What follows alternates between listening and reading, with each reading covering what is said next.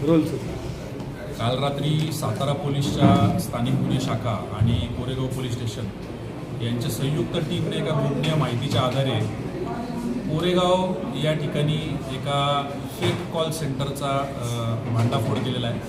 21 तरुण आरोपी त्या ठिकाणी सापडलेले आहेत, जे प्राथमिकदृष्ट्या असं दिसतं आहे की अमेरिकन नागरिकांची फसवणूक आणि खंडणी उकळणे अशा प्रकारांमध्ये तिथं इन्व्हॉल्ड असल्याचं दिसलं आहे. या 21 जणांना ताब्यात घेण्यात आलं, त्यांच्याकडून चौकशी करण्यात आली. 5 आरोपींना त्यापैकी अटक करण्यात आलेलं आहे. माननीय न्यायालयाकडं पोलीस कस्टडियल रिमांडसाठी आपण आता विनंती करत आहोत.